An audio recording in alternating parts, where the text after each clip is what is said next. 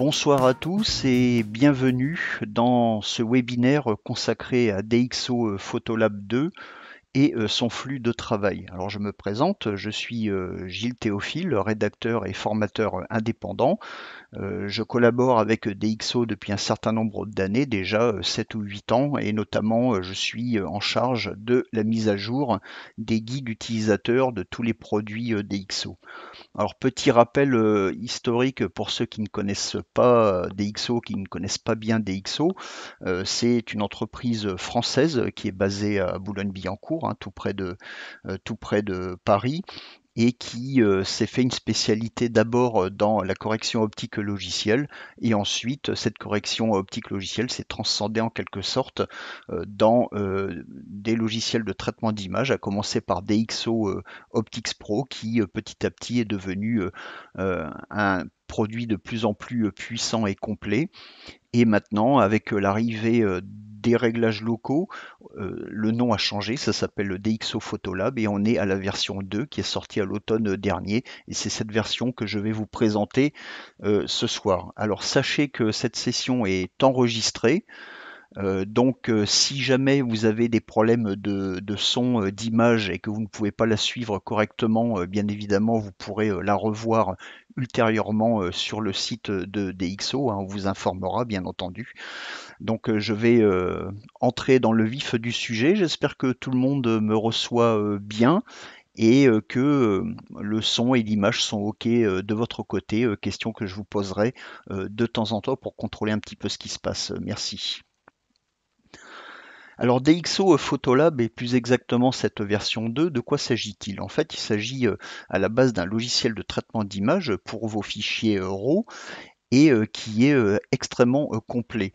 D'une part, il repose sur un dématrissage de très très bonne qualité avec très, avec une très bonne restitution des couleurs. On verra après également qu'il y a le support des profils DCP, des profils d'entrée DCP hein, depuis cette version 2.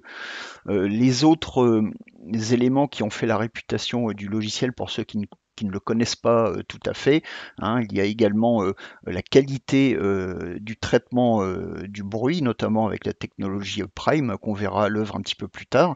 On a bien entendu la qualité des corrections optiques qui est en fait un petit peu le savoir-faire originel de DxO.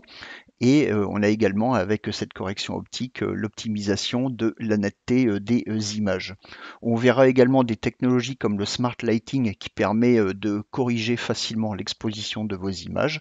On a également Clearview et plus particulièrement la nouvelle version Clearview Plus qui permet de corriger le voile atmosphérique. Et on a bien sûr des réglages locaux très complets avec les points de contrôle, donc les fameux viewpoints qui ont été repris de Nik Software.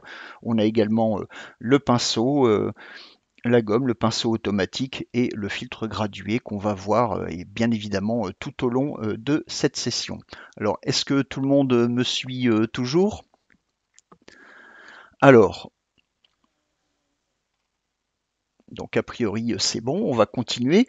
Alors, bien évidemment, je sais que parmi vous, il y a des utilisateurs qui connaissent déjà le logiciel, mais moi, ce que j'aimerais également, c'est m'adresser à tous ceux qui ne le connaissent pas ou qui ne le connaissent pas bien. Alors, si vous le permettez, on va faire tout d'abord une petite description de l'interface.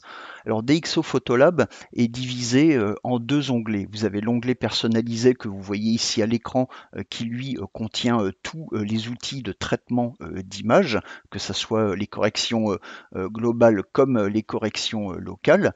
Et on a également un onglet Photothèque dans lequel je vais passer, voilà, comme ceci, où on va trouver un certain nombre d'outils permettant d'organiser les images. Alors, je sais que tout le monde attend avec impatience le développement des fonctions de gestion et de catalogage dans DxO Photolab. Alors, c'est en cours, sachez-le, hein, ça vient progressivement parce que ça prend quand même un certain temps à mettre en place, bien évidemment. Il faut développer les solutions, les tester et ensuite petit à petit les intégrer dans la version destinée au public. Alors, dans l'onglet Photothèque, on a ici À gauche, on a ce qu'on appelle l'explorateur de source qui lui permet tout simplement de naviguer sur votre disque dur. Donc on a une liste de dossiers et on a également une liste de projets. Les projets, c'est tout simplement des dossiers virtuels que vous allez créer au fur et à mesure de votre flux de travail. On a également un explorateur d'images qui se trouve, donc c'est le bandeau qui se trouve en bas de l'image et qui affiche tout simplement le contenu du projet ou du dossier sélectionné. Et vous pouvez également voir qu'on peut désormais agrandir notre explorateur d'images comme ceci pour afficher plus facilement le contenu de la source. Alors il n'y a pas d'outil d'importation dans la photothèque de DxO Photolab, hein, c'est à vous de, avec un utilitaire spécialisé en copiant les fichiers de la carte mémoire dans votre ordinateur, c'est à vous d'assurer l'importation, mais en tout cas dans DxO Photolab, il n'y a pas d'importation comme d'autres logiciels pour pouvoir afficher les images. Donc l'affichage est direct en choisissant un dossier ou un projet, donc un projet qui est spécifique à DxO. Alors, donc voilà pour les bases de travail. Alors on va voir quand même quelques petites euh, subtilités. Au niveau, je vous parlais de l'explorateur d'images, vous savez que euh, l'interface de DxO Photolab est totalement personnalisable comme nous allons le voir, hein. Vous pouvez par exemple, si vous le souhaitez, détacher ici l'explorateur d'images. Alors je vous montre de préférence les commandes dans les menus. Alors ici je suis sur une version Mac. La version Mac et la version PC sont très très proches, hein. Il y a juste quelques canons esthétiques qui font la différence entre les deux, mais les fonctionnalités se sont quand même beaucoup rapprochées au fur et à mesure des années. Donc globalement, à part les spécificités qui sont liées à Windows ou à macOS, si vous utilisez pardon Photolab 2 sur Mac et si vous devez passer sur PC ou inversement, vous retrouverez rapidement vos marques. Donc on va dans affichage, vous voyez, dans le menu affichage ici tout en haut, et je peux sélectionner, détacher l'explorateur d'images, comme ceci. Vous voyez, donc voilà mon explorateur d'images qui se balade, et mon image derrière, l'image sélectionnée ici, s'affiche sur toute la surface disponible dans ce qu'on appelle la visionneuse, hein, ou le plan de travail tout simplement, hein, mais le nom officiel c'est la visionneuse de DxO Photolab, et vous avez un curseur ici qui permet également d'ajuster la taille des vignettes, et vous conservez les fonctions d'exportation par exemple, ou les filtres pour afficher certaines images en fonction de certains critères, par exemple leur notation en étoiles ou leur marqueur de tri par exemple. Et évidemment, cette fenêtre flottante, vous pouvez aller la placer sur un deuxième écran. Si vous souhaitez l'amarrer de nouveau à la fenêtre principale de l'application, vous retournez dans le menu affichage et vous sélectionnez amarrer l'explorateur d'images comme ceci. Vous voyez, il revient se mettre en place à cet endroit. On a également des modes d'affichage euh, plein écran, notamment pour le tri des images, hein, qu'on va voir tout de suite après. Vous voyez, je clique sur le bouton en haut. Vous voyez, donc évidemment, il y a un raccourci clavier. Me voilà en mode plein écran. Et bien évidemment, je peux passer d'une image à l'autre en utilisant les flèches directionnelles de mon clavier. Vous voyez, je reviens ici en arrière. Et dans ce mode plein écran, on a en bas un certain nombre d'informations, comme le nom et le type de fichier. On a également le statut pour en fait le tri des images, hein, les images qui sont à conserver donc avec un marqueur vert, et les images à rejeter auxquelles on attribuera un marqueur rouge. Et on a la possibilité bien évidemment de noter en étoiles, et ça ce sont des fonctions standards et ce sont des informations standards qu'on peut retrouver dans d'autres logiciels.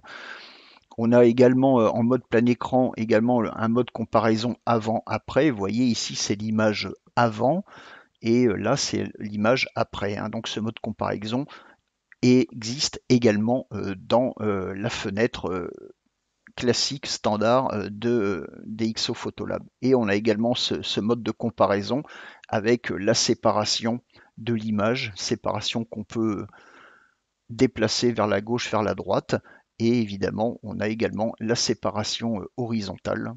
Vous voyez, dans ce sens, donc l'image avant est en haut et l'image après traitement est en bas. On a à droite un petit point d'interrogation avec le rappel de tous les raccourcis clavier du mode plein écran, et on a également la possibilité d'afficher des informations qui sont liées à l'image avec un petit panneau de navigation. Pourquoi? Parce que si je souhaite zoomer dans la photo,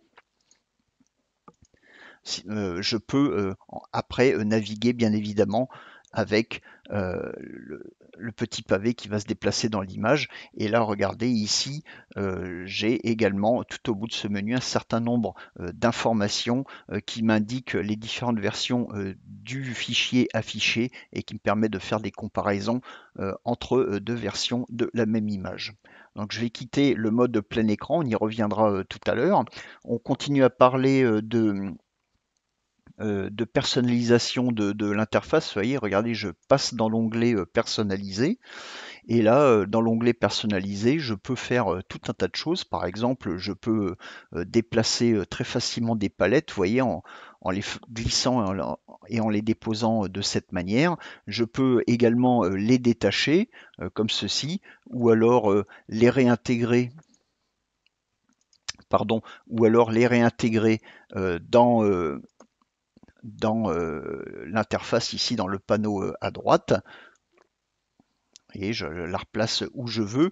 Et j'ai également la possibilité, si je souhaite, de créer une palette entièrement personnalisée. Alors vous noterez que dans l'onglet personnalisé, on a donc tous ces outils qui se trouvent ici à droite, dont la palette outils essentiels qui regroupe en fait les outils que vous allez utiliser le plus, comme la balance des blancs, le smart lighting pour la tonalité, la réduction du bruit et bien entendu le recadrage. Mais vous avez également la possibilité de créer vos propres palettes si vous le souhaitez. Vous voyez, tout simplement en cochant ici dans la liste tout ce que vous avez besoin. Alors pour cela, alors je vais revenir à mon affichage normal comme ceci.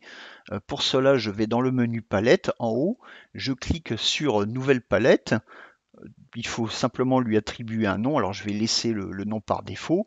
Donc palette utilisateur 1 et regardez, je clique ici à droite et j'aimerais simplement ajouter par exemple balance des blancs. Vous voyez, donc la balance des blancs s'affiche. J'aimerais également ajouter simplement la courbe des tons, par exemple, et ainsi de suite. Et évidemment, cette palette, vous pouvez la réintégrer dans le volet de droite, mais vous pouvez également placer toutes ces palettes, vous pouvez les placer sur un autre écran. Et ça, je pense que c'est important pour dégager un petit peu la vue pour travailler sur ces images. Et lorsque vous créez des palettes, évidemment, vous pouvez supprimer ces fameuses palettes. Donc là, je clique en confirmant sur OK. Autre possibilité, par exemple, j'aimerais n'avoir que les outils essentiels et rien d'autre parce que je sais que je ne vais pas me servir des autres outils. Regardez ce que je vais faire. Je vais tout simplement fermer toutes les palettes là qui se trouvent à ma droite, comme ceci, vous voyez. Ensuite, je vais dans mon menu espace de travail, sauvegarder l'espace de travail. Donc je vais garder le nom par défaut, je clique sur sauvegarder. Et là, je suis dans mon espace de travail personnalisé, comme vous pouvez le voir. Et si je souhaite revenir à l'espace de travail standard de DxO Photolab, regardez, je clique sur DxO Standard et tous mes outils reviennent, donc la configuration d'origine du logiciel est de nouveau affichée, présente à l'écran. Est-ce que tout le monde suit au niveau du son et de la vidéo? Petite vérification après ce premier quart d'heure. D'accord, a priori c'est bon. Alors voilà ce que j'avais à dire sur l'interface, hein. N'hésitez pas, il faut être curieux un petit peu, il faut cliquer. Vous voyez par exemple ici on zoome à 100% par exemple, et c'est comme je vous l'ai expliqué pour le mode plein écran. Vous voyez, vous avez un panneau déplacé zoomé, vous pouvez vous déplacer comme ceci dans l'image. Vous pouvez bien entendu revenir à l'affichage ajusté à l'écran avec ce bouton en haut qui représente une flèche multidirectionnelle. Vous voyez, je reviens à l'affichage adapté. Je peux cliquer également ici pour le mode comparaison. Même chose, vous voyez, je peux déplacer la ligne de séparation à gauche, à droite et sortir de ce mode tout simplement en recliquant dessus. Ou si je souhaite voir rapidement une comparaison entre l'image en cours de traitement et l'image de départ, vous voyez, je clique sur le bouton comparer en haut comme ceci. Alors j'espère que je ne vais pas trop vite et que c'est pas trop saccadé pour vous, hein. Dites-le moi, je le vois dans vos réponses dans le panneau questions. Donc voilà un aperçu, hein, vraiment rapide des pistes de personnalisation de l'interface de DxO Photolab. Alors bien entendu, vous n'allez pas changer d'interface tous les jours, hein, je pense que c'est quelque chose qui se construit petit à petit, hein, mais sachez que vous avez la possibilité de le faire. Toujours pour parler de l'interface, hein, vous avez vu comment j'ai créé la nouvelle palette en cochant ici dans la liste, hein. Sur PC, c'est légèrement différent, mais le principe de base reste le même et vous découvrirez aisément comment faire si vous passez sur cette version. Et j'aimerais également attirer votre attention sur quelque chose de particulier. Vous voyez, dans les sous-palettes ici, vous avez à chaque fois en haut à droite un point d'interrogation. Eh ben, ayez la curiosité de cliquer dessus. Vous voyez, regardez, à chaque fois, des explications sur les outils sont affichées quand vous cliquez sur ce pictogramme, donc sur ce point d'interrogation. Donc n'hésitez pas à vous en servir. Autre petite chose également à savoir, c'est que lorsque l'outil d'une sous-palette est actif et agit sur l'image, c'est indiqué par le petit interrupteur ici qui est bleu sur Mac et qui est gris sur PC. Et vous voyez, si j'éteins ma sous-palette Smart Lighting comme ceci, vous voyez là, le petit bouton se grise et la correction n'est plus appliquée. Donc ça, c'est également bien pratique pour faire des comparaisons.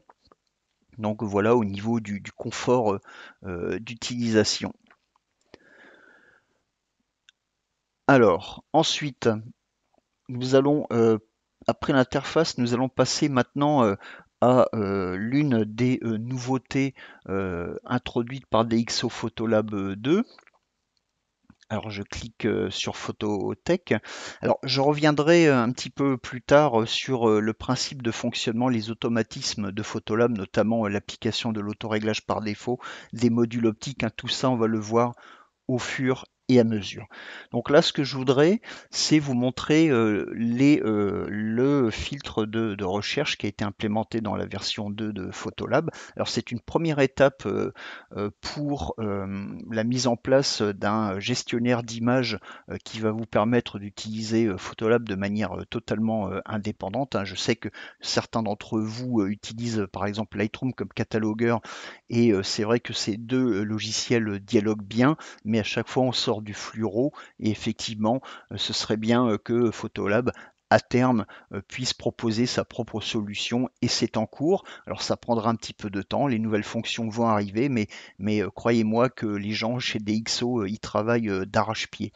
Alors dans la dernière mise à jour a été rajoutée sur la version Mac et on le trouve également sur la version PC, c'est l'analyse de dossiers.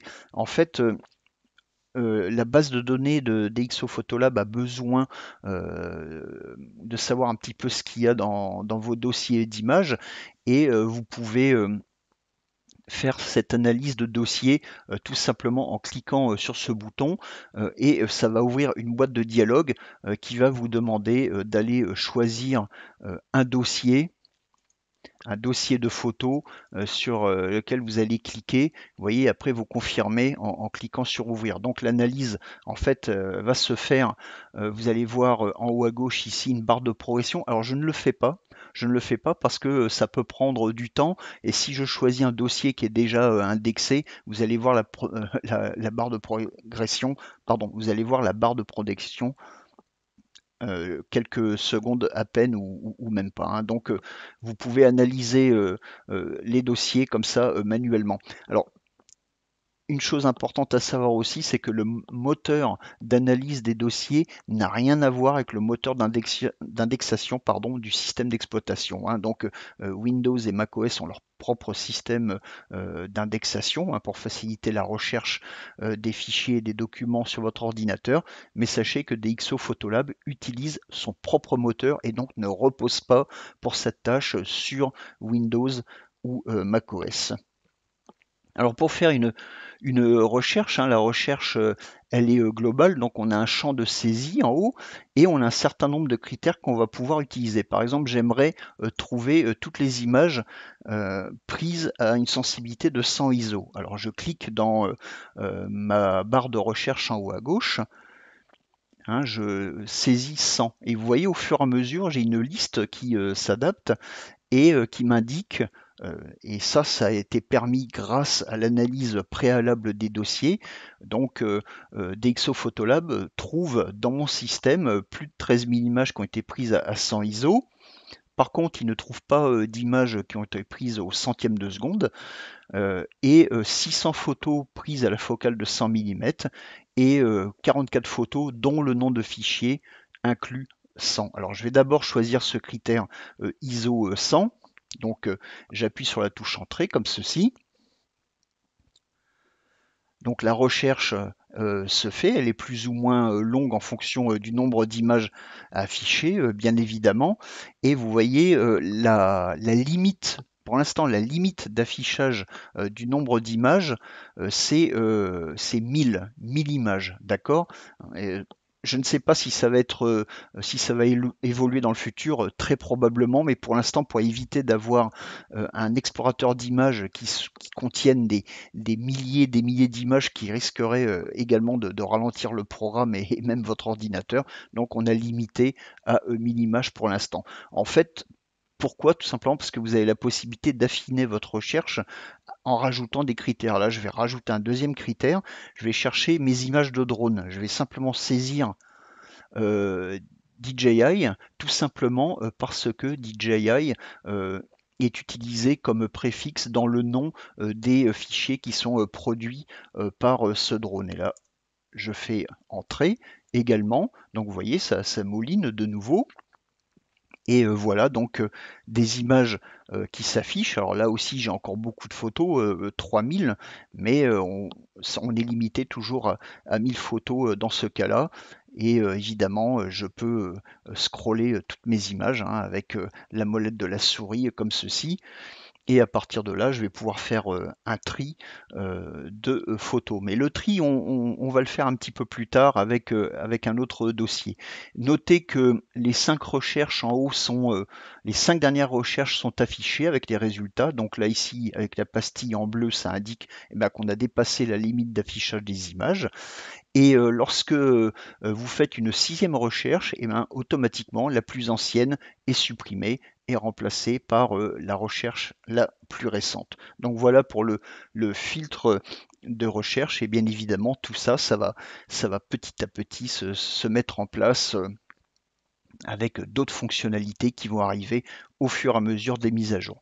Pour réinitialiser le contenu du champ de recherche, vous cliquez tout simplement sur la petite croix ici à droite. Voilà. Donc là, aucune image sélectionnée. Est-ce que au niveau son et image, on suit toujours, hein? N'hésitez pas à me le dire. Ok, 5 sur 5. Parfait, super, très bien. Alors maintenant, on va continuer. Bah, justement, on va parler de tri d'images. Alors, je me suis trouvé un petit dossier. Je vais faire comme si je venais d'importer des photos d'une carte mémoire sur mon disque dur. Et on va voir un petit peu, puisque ce soir, on parle de flux de travail et que ça fait partie du flux de travail, c'est le tri des photos. Pourquoi est-ce qu'il faut trier ces images? Eh bien, pour la bonne et simple raison que vous n'allez évidemment pas passer toutes vos images à la moulinette de l'onglet personnalisé. Vous vous rendez compte, si vous faites 10, 15, 20 000 photos par an, c'est un travail énorme. Donc le but, évidemment, c'est de choisir les photos de la meilleure qualité possible dans toute votre production et d'y consacrer votre temps au lieu de vous disperser dans un tas d'images. De toute façon, je crois qu'on est tous pareils, hein. Depuis qu'on est passé au numérique, on a tendance un petit peu à écraser le déclencheur et à se retrouver avec des tonnes et des tonnes d'images plus ou moins répétitives d'ailleurs, comme vous pouvez le voir dans l'exemple que je vous montre. Alors, pour faire du tri d'images, je vais tout simplement travailler en plein écran.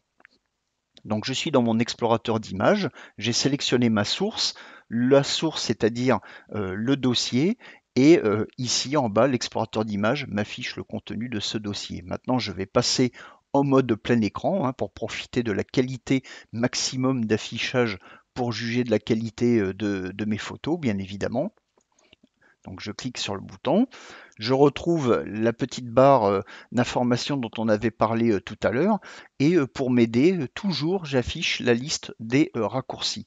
Et là, je vais pouvoir passer mes photos en revue et par exemple décider que celle-ci, eh ben, je vais la conserver. Alors, deux possibilités, soit je clique directement sur le voyant vert conservé en bas comme ceci, ou alors je peux évidemment utiliser le raccourci, donc c'est la touche du pavé numérique, la touche 7, qui permet de faire la même chose. Si je veux annuler, vous voyez, j'appuie sur 8 et j'annule le statut. Et si je veux rejeter, j'appuie sur la touche 9 et vous voyez le voyant rouge qui s'allume. Alors petite astuce également, puisque on avait évoqué Lightroom et vous connaissez les raccourcis qui permettent de faire du tri d'image dans ce logiciel, PUX, hein, P pour retenir les images, U pour neutraliser et X pour rejeter. Et ben ces raccourcis fonctionnent également dans DxO Photolab. Vous voyez, si j'appuie sur la touche P, vous voyez, mon statut passe au vert. Je passe à l'image suivante avec la flèche directionnelle droite du clavier. Voilà le temps que ça charge.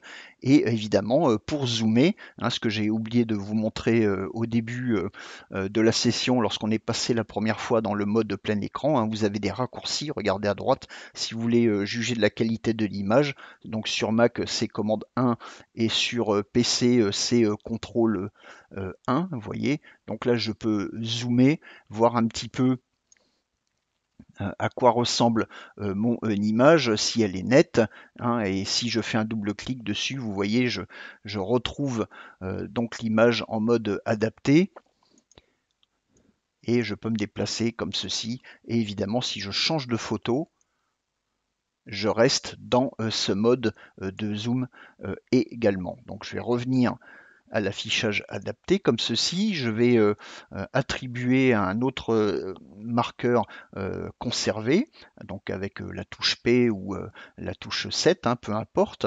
Je passe à l'image suivante. Et là, tiens, je me dis, ah, celle-là, elle me plaît bien, finalement, je vais la noter directement. J'appuie sur la touche 5 et donc mon image est notée 5 étoiles. Alors je fais ça très simplement, très rapidement, surtout pour vous montrer le principe de fonctionnement, hein. Bien évidemment, je passe encore à une autre image, voilà, et je vais garder également celle-là. J'appuie sur la touche 5 pour la note, hein. Donc c'est à vous un petit peu de définir la méthode de travail. Est-ce que vous faites ça en une seule passe ou en deux passes? Si vous faites ça en deux passes, par exemple, la première, eh bien, vous appliquez un statut conservé ou image à rejeter, ou alors vous travaillez directement avec des notes. C'est comme vous voulez. Donc là, je vais sortir du mode plein écran avec la touche échappement, comme ceci. Et on peut voir, vous voyez, dans mes vignettes, là, ici, j'ai les 5 étoiles qui sont affichées. Par contre, je ne vois pas les indicateurs vert ou rouge. Mais tout simplement parce que dans mes préférences, j'ai demandé à ce que cette information ne soit pas affichée en permanence, donc uniquement au passage de la souris sur les vignettes. Donc il y a cette photo, et il doit y en avoir une autre un petit peu plus loin ou un petit peu avant, comme ceci. Alors si jamais vous avez oublié, ah bah oui, c'était la première photo. Si vous avez oublié, pas de problème, hein, vous pouvez également cliquer dans les vignettes, ça marche également.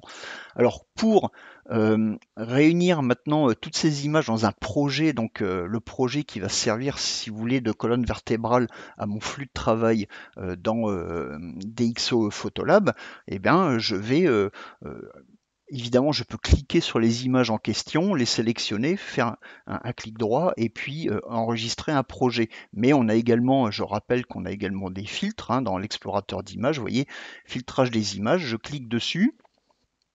je défile et là je veux voir que les images conservées, donc avec la pastille verte, donc je décoche les autres. Donc là vous voyez les 3 images avec la pastille verte. Et j'aimerais également, alors des images rejetées, vous voyez c'est coché, mais comme j'avais pas cliqué sur la pastille rouge, en fait il n'en trouve pas, donc il va pas les afficher. Et j'aimerais également voir les images 5 étoiles. Donc pour ça, je vais tout simplement décocher les autres notes en étoiles. Voilà, comme ça on n'aura plus que euh, le filtre. Alors, aucune image dans ce dossier ne correspond à vos critères de filtre. Pourquoi? Alors, parce que c'est tout ça, c'est toujours une gymnastique de l'esprit, tout simplement parce que j'ai également coché images conservées. Vous voyez? Donc si je décoche images conservées, ben, mes images avec des étoiles ne s'affichent pas. Alors donc en fait, ce que j'essaie de vous montrer là, c'est que lorsque vous utilisez ça, méfiez-vous, surtout si vous avez beaucoup d'images, si vous vous absentez quelques secondes et si vous revenez, en décochant comme ça des critères de filtre, vous risquez de vous retrouver perdu ou surpris. D'accord? Alors, ce que vous pouvez faire, c'est demander soit un filtrage automatique des images en cours de sélection, ou si vous êtes vraiment perdu, vous réinitialisez vos filtres, et à ce moment-là, effectivement, vous pouvez sélectionner vos images manuellement, comme je suis en train de le faire, vous voyez, c'est une autre façon de procéder. À vous de voir, hein. Donc, soit de filtrer avec ce petit filtre, sachant qu'il a l'inconvénient, c'est à chaque fois cliquer, revenir, cliquer, revenir, ou alors travailler directement comme je viens de procéder en sélectionnant les images. Alors, une fois que ces images ont été sélectionnées, je fais un clic droit sur la vignette. Alors, sur la vignette, hein, pas sur l'image qui est affichée ici en mode adapté, toujours sur les vignettes. Et là, dans le menu contextuel, je sélectionne créer un projet à partir de la sélection courante et je vais appeler ça, peu importe, voilà, on va appeler ça drone. Comme ceci, je clique sur créer. Et là, vous voyez mon projet qui s'est créé à gauche avec 4 photos. Et donc mon projet drone est sélectionné automatiquement. Et donc je vois les 4 images que j'ai sélectionnées pendant la phase de tri. Et évidemment, en ce qui concerne le drone, hein, pardon, en ce qui concerne le projet drone, évidemment, je peux prendre n'importe quelle image et la glisser comme ceci, ou glisser les 4 comme ceci dans un autre projet. Vous voyez? Donc là, mon projet vol atmosphérique est passé à 8 images. Par contre, mon projet drone, évidemment, contient toujours les 4 photos, hein, je ne les ai pas déplacées, j'ai simplement copié les images dans un autre projet. Donc ça, c'est l'intérêt des projets également, c'est qu'on peut ainsi, comment dire, attribuer une même image à plusieurs projets différents sans qu'elle soit dupliquée physiquement. Autre chose à connaître pour ceux qui ne connaissent pas le programme, c'est l'utilisation des copies virtuelles. Alors les copies virtuelles, c'est quoi? C'est tout simplement la possibilité de créer plusieurs versions de la même image. Vous voyez, par exemple, cette photo d'écarlé, j'aimerais bien en créer une version noir et blanc, mais j'aimerais quand même conserver la version couleur d'origine. Alors que faire? Eh bien, écoutez, regardez, c'est très simple. Je fais un clic droit, ça marche aussi dans les projets. Je clique sur créer une copie virtuelle. Donc j'ai ma copie virtuelle qui apparaît à côté, donc l'original est numéroté 1 et la copie virtuelle est numérotée 2.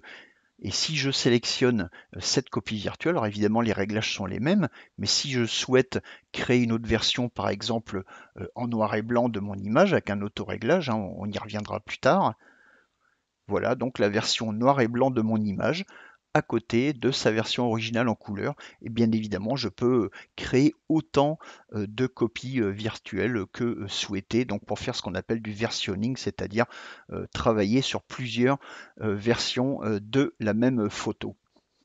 Donc ça peut être intéressant, notamment en photo de mariage par exemple, hein. Si vous faites des portraits des mariés, vous pouvez ainsi créer une version en couleur naturelle, créer une version sépia, une version noir et blanc, etc., etc. Donc c'est quand même très facile, très pratique et surtout ça euh, ça n'a pas d'impact, si vous voulez, sur l'espace du disque. Donc voilà, en gros, pour la partie gestion, organisation des images. Donc on a pris un petit peu de temps pour ça, mais je pense que c'était vraiment intéressant de voir cet aspect des choses dans DxO Photolab. Tout ça pour vous montrer que petit à petit, vous voyez, DxO constitue une solution indépendante, cohérente, qui permet vraiment de travailler rapidement et d'avoir un flux de travail qui soit à la fois rapide, fluide, souple et avec ces projets. Et puis évidemment on peut penser à l'avenir qu'il y aura peut-être des évolutions du côté de la gestion des projets qui vont permettre de gagner encore plus en souplesse. En tout cas, euh, les gens, comme je vous l'ai dit, de DxO connaissent vos besoins, ils sont à votre écoute et ils travaillent vraiment beaucoup en arrière-plan pour améliorer le produit et vous devriez voir des évolutions très intéressantes euh, dès le début de l'année prochaine. Alors, on va passer au traitement des images et là, on va un petit peu revenir aux bases de DxO Photolab. Alors, je vais simplement changer de, euh, de projet pour donc un bruit, correction, qu'est-ce que je vais pouvoir prendre? Couleur, perspective. Voilà, allez, je vais aller dans tonalité, là où il y a le plus de photos. Donc là, je bascule en tonalité et je rebascule dans mon onglet personnalisé. Alors, voilà donc l'onglet personnalisé qui contient en fait tous les outils de traitement des images. Alors son organisation est semblable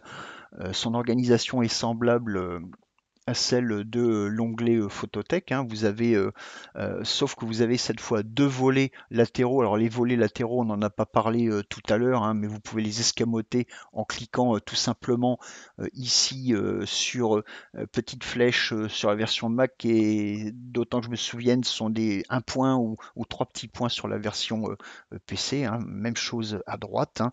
Alors tout ça en plus de la possibilité de détacher l'explorateur d'images, la possibilité de détacher les palettes ou de basculer dans un espace de travail personnalisé, c'est vraiment royal.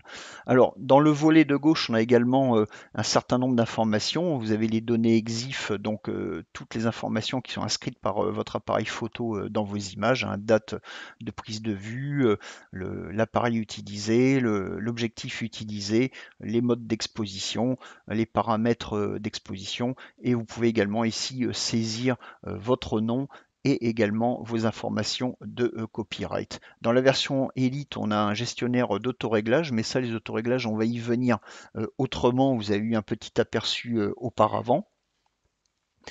Alors, première chose, que se passe-t-il lorsque vous ouvrez une image dans DxO Photolab 2? Eh bien, il y a deux choses qui vont se produire, donc soit avec les fichiers RAW, soit avec les fichiers RVB, c'est-à-dire tout ce qui est JPEG et TIFF, mais on va plutôt parler du cas de la prise de vue avec des fichiers RAW. C'est que DxO Photolab 2 va appliquer automatiquement un certain nombre de corrections. Tout d'abord, il va appliquer ce qu'on appelle un autoréglage qui s'appelle DxO Standard, et cet autoréglage, lui, corrige la tonalité, c'est-à-dire l'exposition et le contraste de vos images, corrige également le bruit automatiquement, s'assure de la protection des couleurs saturées, hein, pour qu'il n'y ait pas de dérive au niveau des couleurs. Et en plus de ça, il va également y avoir une correction appliquée par un module optique, donc les modules optiques DxO, qui tiennent compte du couple boîtier-objectif pour corriger le vignetage, la distorsion et également l'aberration chromatique et optimiser le piqué de vos images, la netteté de vos images. Alors comment ça fonctionne en fait? Donc vous ouvrez votre image dans vous ouvrez votre image pour la première fois dans DxO Photolab 2. Donc vous avez cet autoréglage DxO standard qui est appliqué. Alors je vais rester sur cette photo pour l'instant. Je vais en haut à droite. Vous voyez, je clique sur le bouton autoréglage. Hein, donc on est passé par là tout à l'heure et vous voyez donc ici vous avez DxO standard, c'est ce qui est appliqué par défaut à l'ouverture des images. Alors vous avez d'autres propositions, bien évidemment vous pouvez changer euh, d'autoréglage ici à la volée, hein, revenir sur aucune correction par exemple. Hein, vous pouvez également appliquer des autoréglages personnalisés, ça on va le voir également un petit peu plus tard. Mais sachez que l'autoréglage par défaut s'appelle DxO standard. Et si un jour vous décidez d'utiliser votre propre autoréglage par défaut, vous en avez la possibilité, je vous montre rapidement. Si vous allez dans les préférences, alors sur Mac c'est en passant par DxO, le menu DxO Photolab 2. Sur PC, c'est par le menu édition et dans l'onglet ou la section générale, vous pouvez voir autoréglage par défaut. Ici, on voit bien qu'on est en DxO standard pour les fichiers RAW et en DxO standard pour les images RVB. Si vous souhaitez changer ou même mettre un autoréglage personnalisé, pardon, vous pouvez le faire directement ici. Et évidemment, ce sera ça qui sera pris en compte dès lors que vous ouvrez de nouvelles images dans le programme. Donc voilà donc déjà une première étape de personnalisation au niveau du traitement des images, du traitement automatique des images, hein, parce que c'est également une force de DxO Photolab, c'est l'excellence des automatismes de correction. Je vous ai également parlé du module optique DxO. Alors regardez dans les vignettes en bas, on peut voir que certaines vignettes affichent pas d'informations particulières, si ce n'est la notation en étoiles. Et on a également des vignettes qui montrent un pictogramme d'appareil photo avec une flèche vers le bas comme ceci. En fait, ça indique tout simplement que des modules optiques sont disponibles au téléchargement pour corriger vos images. Alors par défaut, en réalité, j'ai un petit peu triché, par défaut, lorsque vous ouvrez une image qui n'a pas encore de module optique dans le programme, vous allez avoir une fenêtre qui va s'afficher et qui va vous proposer directement de télécharger ce module optique. Alors moi j'ai désactivé l'affichage automatique de la fenêtre. Alors regardez, à la place, je clique sur le pictogramme dans la vignette, comme ceci. Je vais chercher la fenêtre qui s'est ouverte sur mon autre écran. Et là, en fait, ça, c'est la fenêtre qui apparaît automatiquement. Vous voyez, là, j'ai affiché cette fenêtre automatiquement. Alors, je vais la cocher. Donc, on va certainement avoir l'occasion de la revoir plusieurs fois. J'espère que ça ne vous agacera pas trop. Mais donc, voilà mon module optique qui est prêt à télécharger donc, pour ce type de boîtier et ce type d'objectif. Alors, je clique sur télécharger et en fonction de votre connexion Internet, hein, ça va prendre quelques secondes et vous pouvez voir dans la vignette en bas, donc j'étais parti de cette vignette, on ne voit plus ce pictogramme et bien évidemment, puisqu'il y a eu un dialogue avec le serveur de DxO, dans euh, mon explorateur d'images, il détecte d'autres images qui ont besoin de leur module optique DxO. Alors je vais le faire directement. Vous n'avez pas besoin, de redémarrer l'application, la mise en service est immédiate. Donc on va juste attendre quelques secondes que ça se termine. À 45 minutes, est-ce que le son est bon? Ah, je vois qu'il y a de nouveau des coupures de son. Aïe. Quelques petites coupures, c'est pas le cas de tout le monde. Je vais peut-être euh, essayer d'aller un petit peu plus vite, hein, donc je vais plus lentement, pardon, hein, je vais de l'avant. Au niveau image, est-ce on est bon ou c'est saccadé? D'accord, on me dit qu'au niveau image, c'est bon. Alors, donc voilà pour les modules optiques. Alors vous avez eu donc les corrections et traitement de base sont appliqués donc avec l'autoréglage des DxO par défaut et les modules optiques. Alors, je vais changer de photo. Je vais plutôt aller sur celle-ci et on va parler parmi les outils d'un autre automatisme, hein, c'est DxO Smart Lighting qui lui est en charge de la luminosité et du contraste de vos images. Alors donc en fait,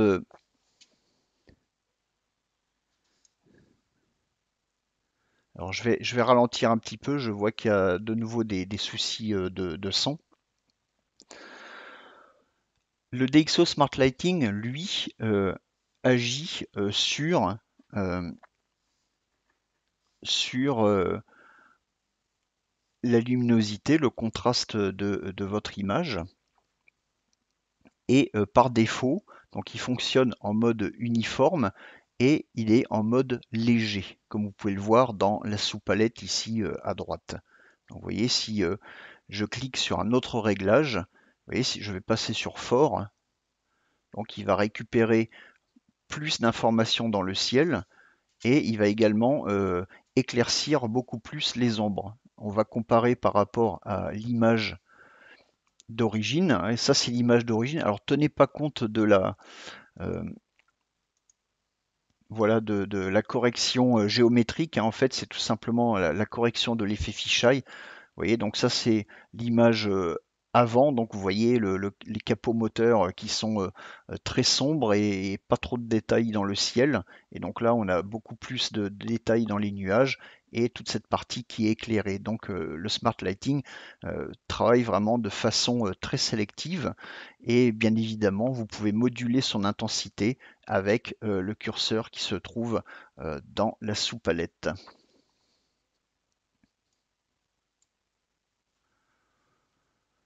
Toujours des problèmes de son apparemment assurés.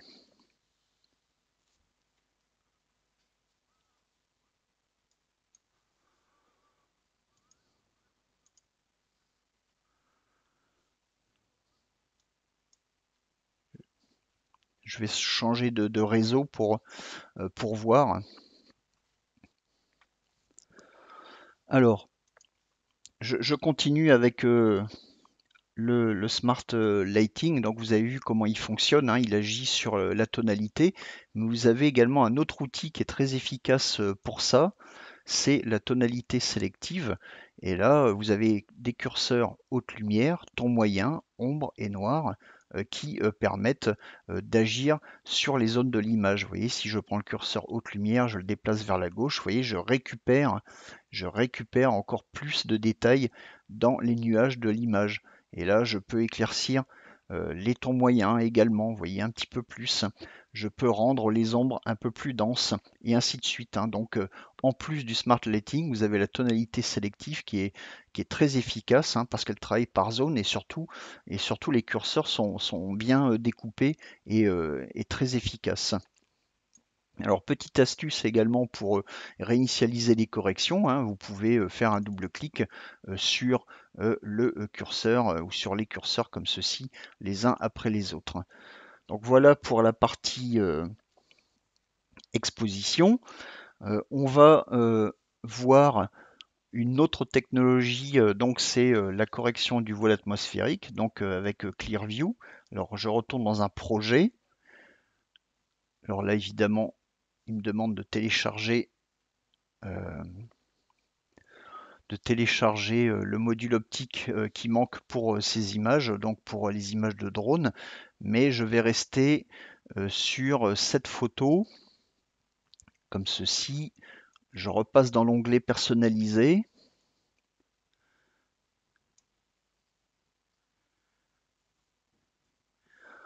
Alors, au niveau du son, je vois que c'est un petit peu.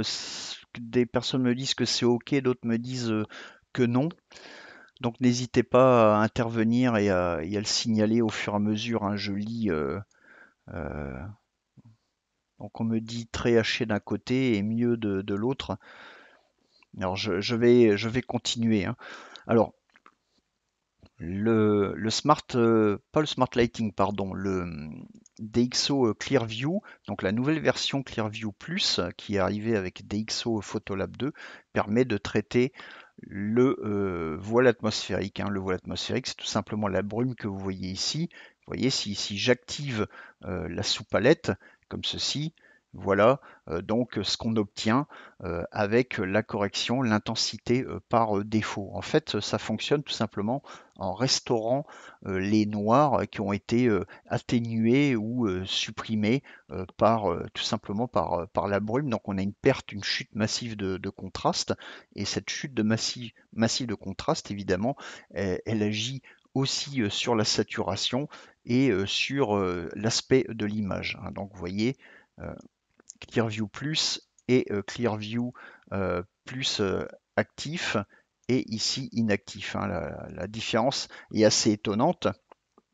Et vous pouvez également l'utiliser pour redonner un petit peu de pêche à vos images. Vous voyez, si je clique par exemple sur cette photo, donc là on voit qu'on manque un petit peu d'infos dans le ciel, c'est un peu plat comme ça par endroit. Vous voyez, si j'utilise Clearview Plus, hein, donc on récupère du détail, on récupère de l'information, on récupère du contraste. Alors attention, méfiez-vous quand même de pas trop pousser les réglages. Je vais vous montrer pourquoi.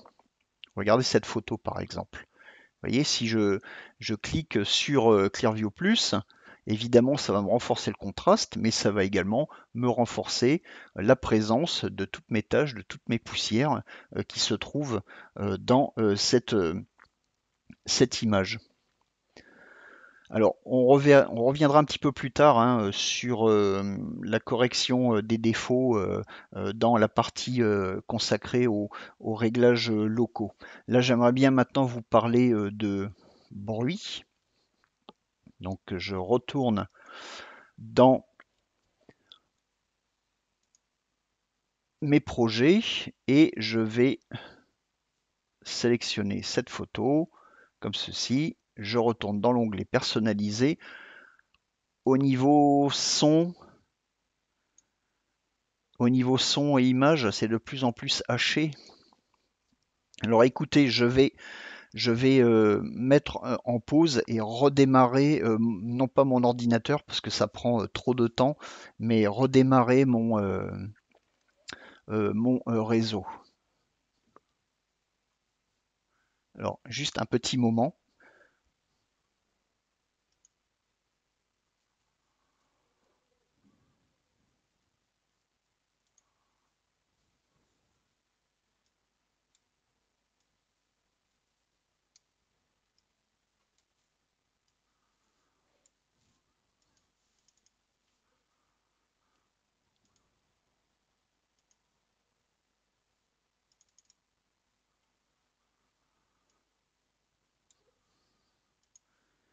Voilà, donc je reviens, j'ai relancé. Est-ce que je continue un petit peu? Désolé, vraiment, c'est très embêtant.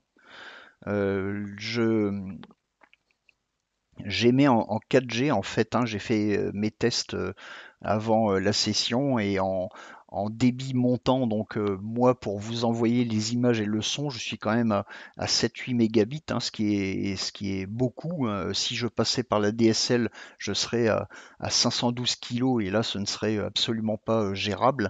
Alors j'essaye de continuer tel quel si vous le voulez bien. Et pour répondre à la question, oui, bien sûr, la session est enregistrée. Alors, pour le bruit, regardez cette photo, elle a été prise, comme vous pouvez le voir dans le panneau EXIF, la palette EXIF à gauche. La photo a été prise à 25 600 ASA. Et pour la réduction du bruit, qui est faite de manière automatique dans DxO Photolab, vous avez deux modes en fait, hein. Vous avez le mode haute qualité qui privilégie la rapidité, mais tout en garantissant quand même une grande qualité de traitement.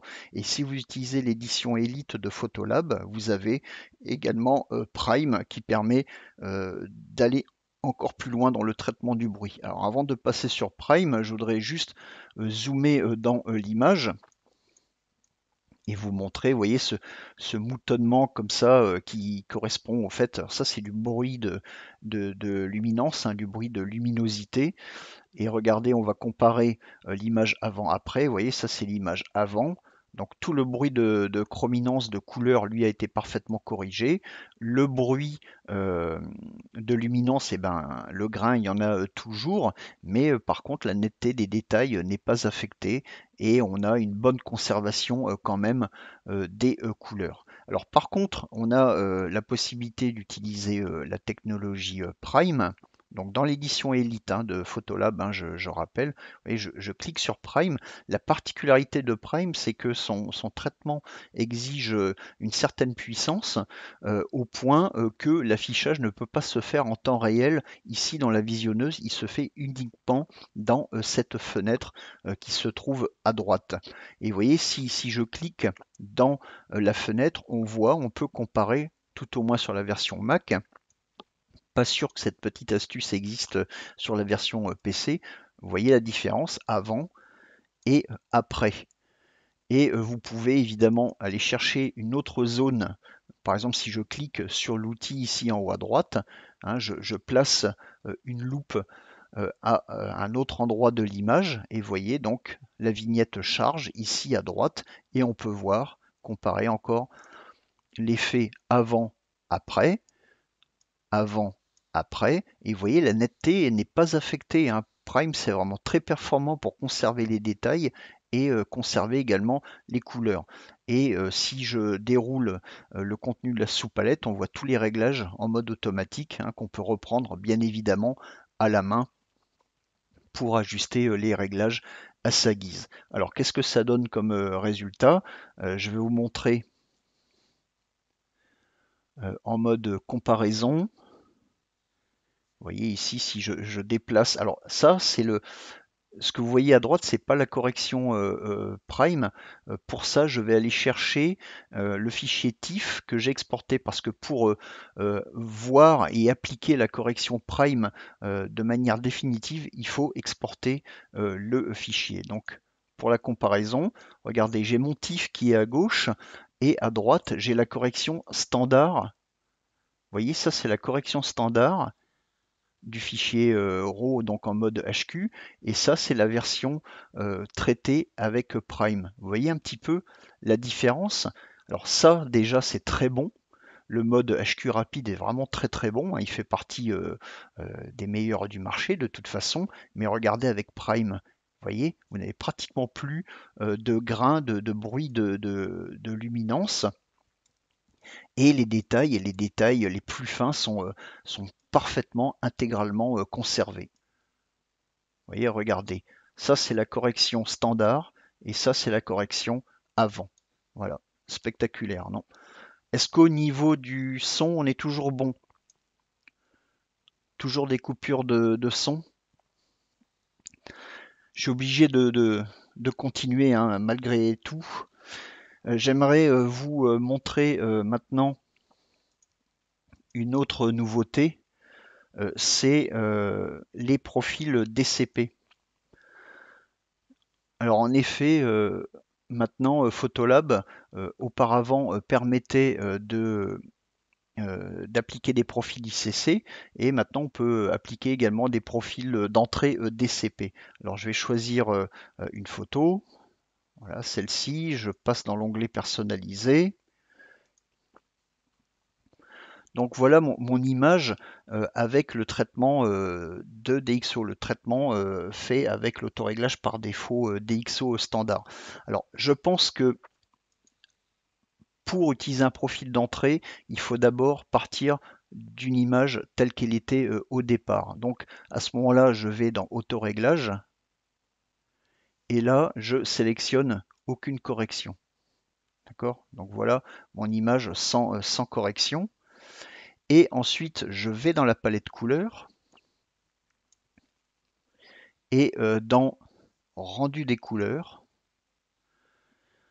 catégorie rendu générique. Donc vous voyez, par défaut, c'est le rendu de l'appareil, hein. j'ai ici profil DCP, et là j'ai déjà un profil qui est chargé, donc qui vient d'être appliqué. Vous voyez, si je compare avant, après, alors le profil DCP qui est chargé, il est peut-être un peu plus terne quand même, est moins contrasté que le rendu Canon par défaut, qui est toujours évidemment très flatteur. Et si vous voulez ajouter un profil DCP, hein, vous cliquez sur le menu, importer le profil DCP comme ceci, et là vous allez chercher. Par exemple, on va prendre un profil linéaire. Je choisis ce profil, je clique sur profil DCP et il est appliqué immédiatement, donc en temps réel. Et évidemment, si je le désactive, vous voyez l'image avant, donc le rendu flatteur de Canon, et là l'image avec un profil linéaire, donc qui est beaucoup plus plat. Et en fait, si vous voulez maîtriser complètement votre chaîne de production, il faudrait partir d'un profil linéaire qui vous laisse vraiment toute la main sur le contraste et le rendu des couleurs de vos images. Donc voilà pour les profils DCP, et également pour la version Elite. On a toujours des coupures de son. Alors, on me demande à quoi correspond un profil DCP. En fait, un profil DCP, c'est l'abréviation de DNG Color Profile. C'est un profil d'entrée, en fait, c'est un profil qui va tout simplement déterminer le rendu de votre image dans le logiciel, et il faut l'utiliser en entrée, c'est-à-dire comme base de travail sur laquelle on va construire ces différentes corrections. Alors c'est une technologie qui a été développée par Adobe, et qui est employé déjà depuis un certain temps notamment dans Lightroom et Camera Raw, bien sûr, et également dans d'autres logiciels. Et DxO s'est attaché à utiliser également le même système dans Photolab. Pourquoi? Parce que celui-ci présente beaucoup d'avantages d'un point de vue technique, notamment les profils DNG, les profils d'entrée DNG, enfin DCP, pardon, vous permettent en fait de tenir compte de deux illuminants dans le même profil, ce qu'un profil ICC, un profil couleur ICC ne permet pas de faire. Donc on a beaucoup plus de souplesse. Et pour créer ces profils, en fait, c'est tout simplement un moyen d'étalonner son appareil photo, et également d'étalonner cet appareil par rapport à un illuminant, une source de lumière précise. Et on peut également aligner le rendu de deux appareils photo différents, y compris de marques différentes. Donc on se base sur des mires qu'on va photographier sous un certain éclairage, et à partir de là, avec un spectrophotomètre, on va analyser donc les images pour obtenir ce profil que vous pouvez après importer dans DxO Photolab. Donc voilà, c'est bon, c'est une fonction qui s'adresse plutôt aux experts qui veulent maîtriser toute leur chaîne de production. Donc voilà pour les profils DCP, nouveauté de DxO Photolab 2, et pour l'édition Elite, euh, dans l'édition Elite de DxO Photolab, hein. Donc profil d'entrée, donc c'est un profil qui permet, c'est un profil d'étalonnage en fait qui permet de déterminer le rendu des images de tel ou tel appareil, des images une fois ouvertes donc dans Photolab 2. Alors voilà pour les profils DCP. Maintenant, je vais vous montrer rapidement comment créer un autoréglage, hein. Vous allez voir, c'est très très facile. Ça fait aussi partie du flux de production. Alors il est 20h05, on déborde sur l'horaire, hein, comme d'habitude, donc on va pas trop traîner maintenant. Surtout qu'on doit voir encore les réglages locaux.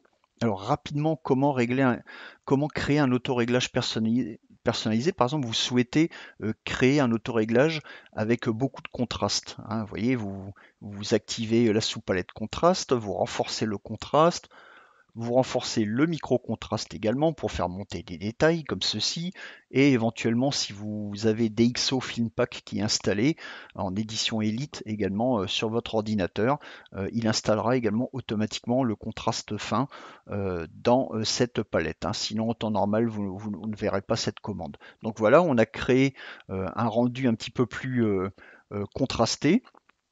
Et maintenant, je fais clic droit sur la vignette. Et là, je sélectionne dans le menu Nouvel autoréglage à partir des réglages courants. Et je vais appeler ça Contraste plus, comme ceci. Hein, quelque chose qui soit facile à se rappeler, qui permette d'évoquer les réglages que vous avez utilisés. Vous cliquez sur Créer. Et ensuite, si vous allez en haut à droite, vous cliquez sur Autoréglage. Vous allez trouver donc votre autoréglage disponible ici et vous pourrez, alors il est encore en train de charger, mais vous pourrez l'appliquer à toutes les images que vous souhaitez par la suite, donc avec un aperçu dans cette fenêtre. Donc les autoréglages, ce sont des presets hein, que vous créez et qui vous permettent d'accélérer votre flux de travail.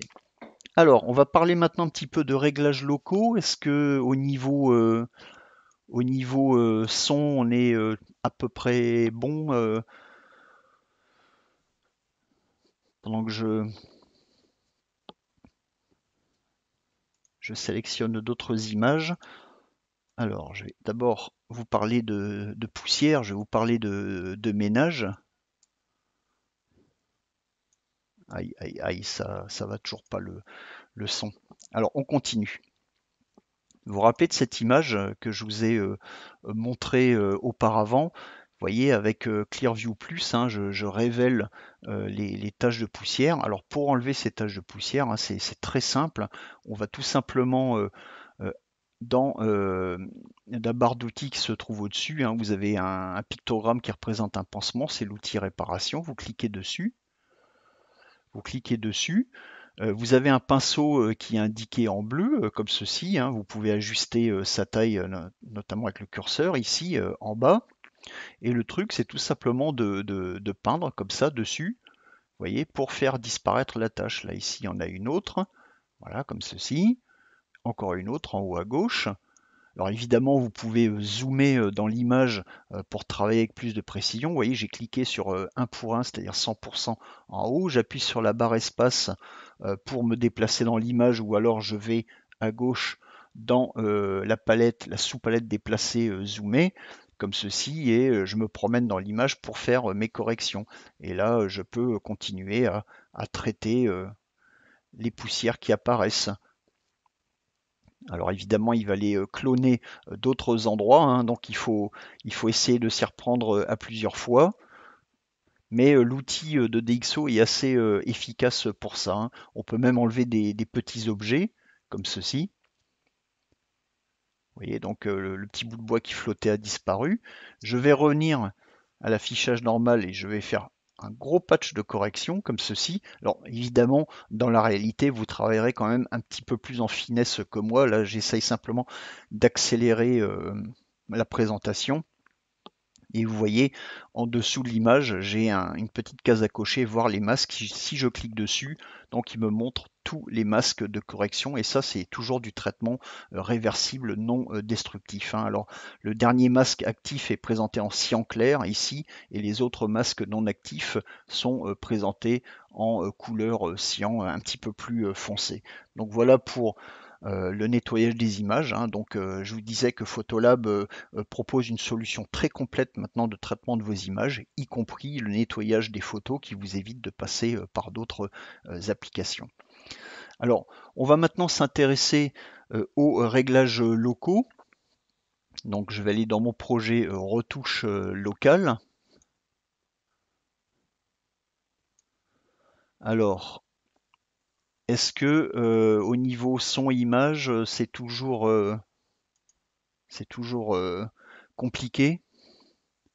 N'hésitez pas à me lag sur les images. Hein. C'est vraiment le réseau internet. Hein. Je le maîtrise malheureusement pas du tout ici et je peux pas me permettre de redémarrer l'ordinateur et je pense pas que ça réglerait le problème. Parce que si je redémarre l'ordinateur, je perds la session et donc je perds le contact avec vous. Donc en espérant que ça continue un peu mieux pour la suite. Petite chose que je vous ai pas montré lorsque je vous ai parlé des modules optiques DxO, c'est l'optimisation du piqué de l'objectif. Et ça, j'aimerais bien vous le montrer rapidement. Je retourne dans Phototech parce que je crois que j'avais une image où ça se voyait très très bien. Voilà, je vais dans netteté, voilà, comme ceci. Regardez, je vais zoomer à 100% dans la photo. Regardez la structure de la voile ici. Et maintenant, je vais faire un affichage avant-après. Regardez à gauche, où là maintenant c'est l'image sans correction. Et là, c'est la netteté d'objectif appliquée par DxO, donc une technologie qui permet d'égaliser le piqué, la netteté des images, donc en analysant les pixels selon leur position dans l'image. Alors au centre, c'est toujours très net, un peu moins sur les bords. Et donc le but, c'est d'homogénéiser cette,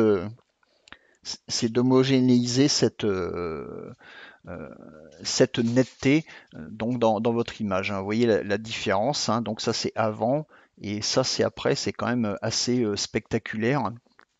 Et en fait, c'est votre outil d'accentuation standard. Voilà, dans DxO, donc la netteté de l'objectif que vous pouvez moduler bien évidemment, hein. Pour ça, vous allez dans le panneau détail à droite, netteté de l'optique.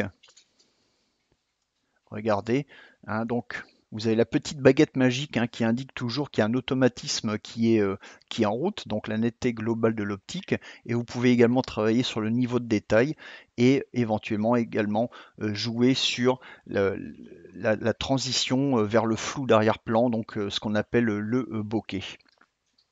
Alors, je reviens à mes réglages locaux.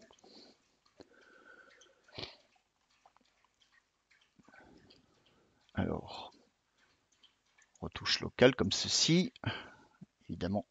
Allez, je vais fermer cette fenêtre qui revient tout le temps.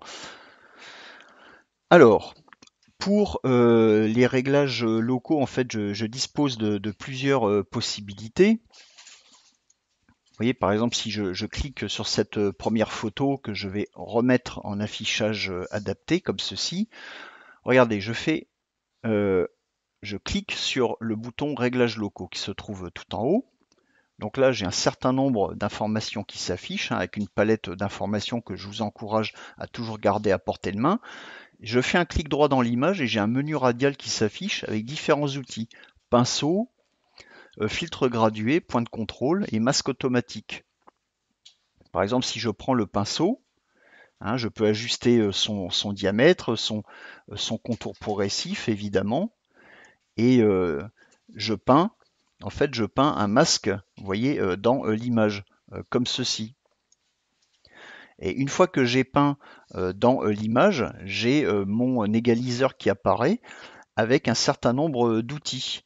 On a les outils de lumière, on a les outils couleurs et on a les outils détail. Alors les outils lumière permettent de jouer sur l'exposition, le contraste, vous retrouvez le micro-contraste, vous retrouvez Clear View et également, rappelez-vous, les curseurs de tonalité sélective, vous retrouvez le même outil ici. Si je vais dans la section couleurs, je peux jouer sur la vibrance, la saturation et j'ai également accès aux réglages locaux de température, de couleur et de teinte, ainsi que la teinte, donc la teinte, modifier la couleur en se basant sur l'outil TSL, c'est-à-dire teinte, saturation, luminance, et détail, ça permet de renforcer la netteté ou d'agir sur le flou dans l'image. Alors là, on va rester sur lumière. Et vous voyez, le principe est très simple, hein, je réduis l'exposition et vous voyez l'endroit où j'ai peint dans le phare devient de plus en plus sombre au fur et à mesure que je déplace le curseur. Et ce qui est intéressant, c'est quand j'agis sur le curseur, tout l'égaliseur disparaît et m'affiche uniquement l'outil sur lequel je suis en train de travailler. Et là, à l'inverse, plus clair. Donc ça, c'est le fonctionnement du pinceau. Alors vous pouvez suivre les contours, etc. avec, hein, en jouant sur le contour progressif et vous pouvez doser également ce que vous êtes en train de faire avec les curseurs flux et opacité qui se trouvent ici à gauche. Autre outil, on a le masquage auto. Alors regardez, je clique dessus Alors là, le fonctionnement est un petit peu différent. Alors, vous voyez le disque bleu qui se trouve ici, ça m'indique qu'il y a un masque qui est actif. Je vais le supprimer. Donc, je l'active en cliquant dessus et j'appuie sur la touche retour pour le supprimer. Et là, le masque, regardez ce que je vais faire. Je vais peindre dans mon phare, comme ceci, sans forcément faire attention à bien respecter les contours. Vous voyez, je remplis bien l'intérieur. Voilà, comme ceci. Je relâche et j'ai mon égaliseur qui apparaît. Et là, je reprends mon curseur exposition et regardez, je vais éclaircir. Regardez, j'éclaircis quoi? J'éclaircis uniquement l'objet que je viens de peindre, même grossièrement. Regardez, le ciel et la lanterne au-dessus ne sont absolument pas affectés par le réglage. Vous voyez, c'est un autre moyen de travailler rapidement sur un objet en réglage local. Autre outil également indispensable, c'est le point de contrôle. Alors je vais juste effacer voilà, le disque actif. Alors j'oubliais pardon, pour le pinceau. Regardez, je reviens au pinceau. Évidemment, j'ai la possibilité de gommer ce que je fais. Vous voyez, là, je suis en train de peindre. J'appuie sur la touche Alt Option. Mon pinceau se transforme en gomme et là, je retire, j'efface évidemment les parties sur lesquelles j'ai passé le pinceau.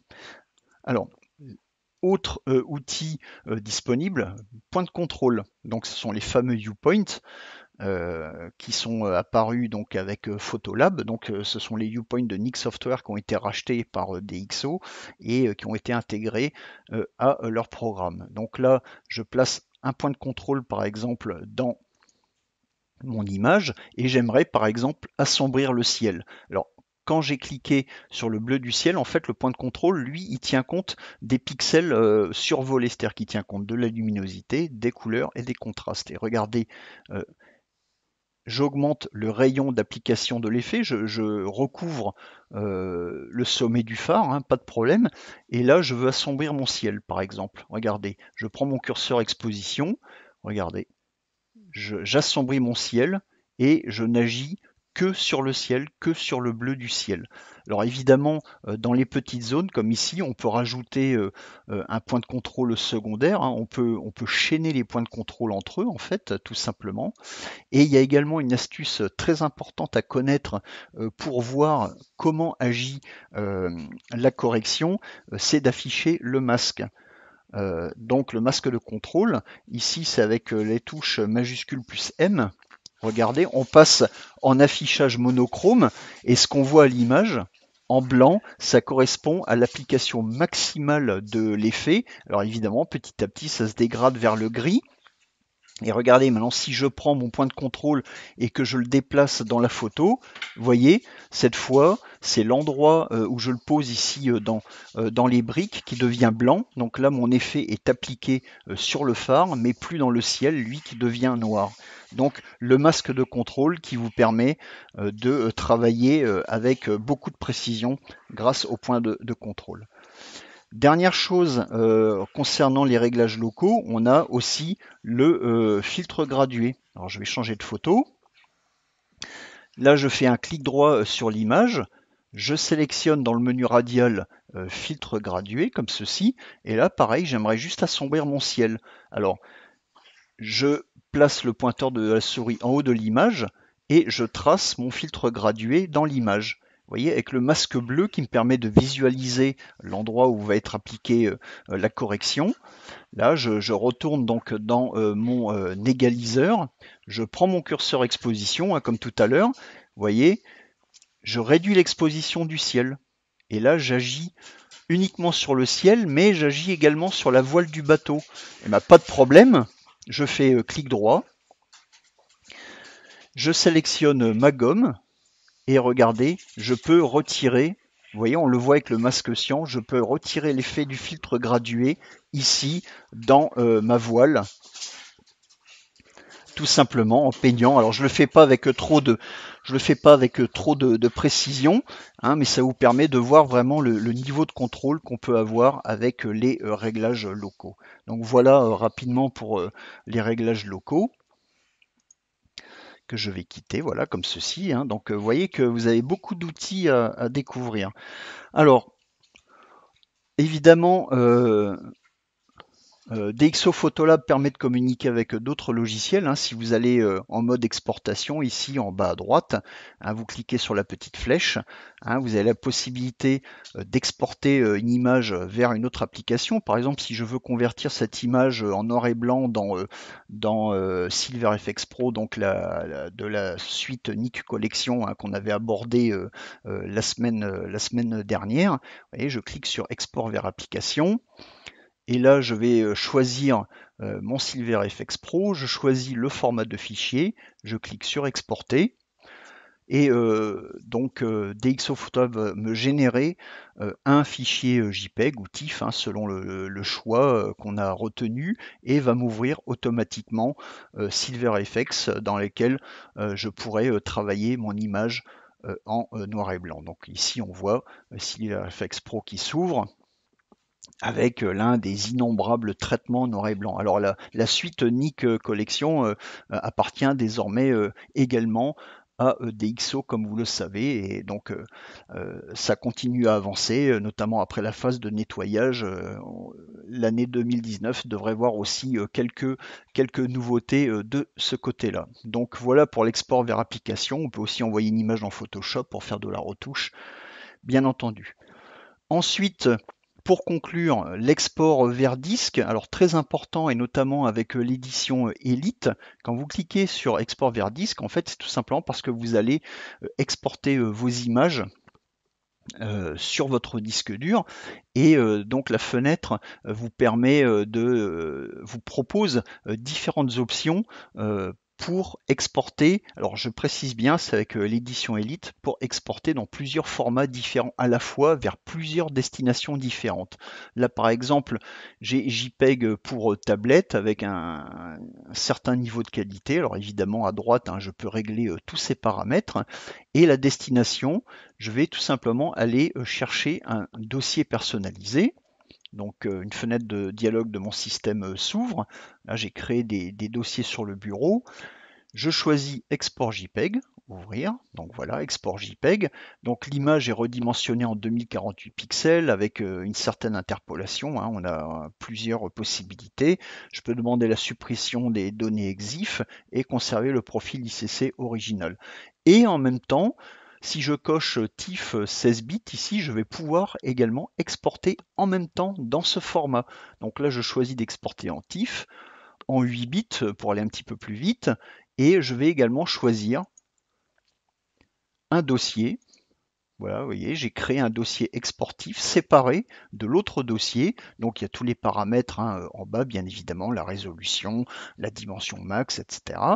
Et évidemment, je peux, en fonction des réglages que je fais ici, je peux ajouter une nouvelle option, c'est-à-dire créer mes propres options d'exportation, et je peux en créer autant que je souhaite. Et si je ne veux plus utiliser, je clique tout simplement sur la petite corbeille qui se trouve ici. Alors je vais lancer mon exportation comme ceci. Donc là, on peut voir une petite flèche là qui s'affiche à gauche du bouton bleu export. Si je clique dessus, j'ai tout simplement un suivi de cette exportation qui s'est faite dans deux dossiers différents. Maintenant, regardez, je clique sur la loupe.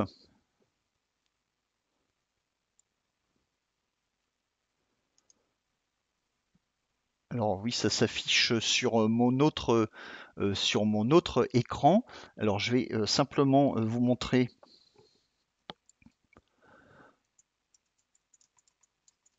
Voilà mon Finder, une fenêtre du Finder. Et on va aller même voir directement sur mon bureau, ça va être plus simple. Hop, petite chose qui s'affiche pour rien. Regardez, export JPEG ici. Vous voyez, si j'ouvre ce dossier, donc voilà l'image que je viens d'exporter en version JPEG.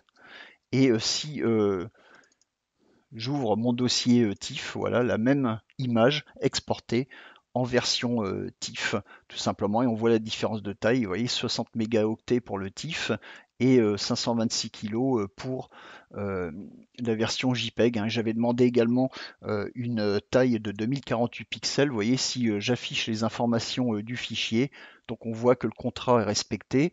Dimension 1365 en hauteur, enfin en largeur 2048, donc c'est ce que j'ai demandé sur le bord le plus large, de conserver mon profil couleur sRGB tout simplement, et le format JPEG bien évidemment. Donc voilà pour l'exportation multiple qui est permise par DxO Photolab 2. Voilà. Alors voilà, on a fait le tour.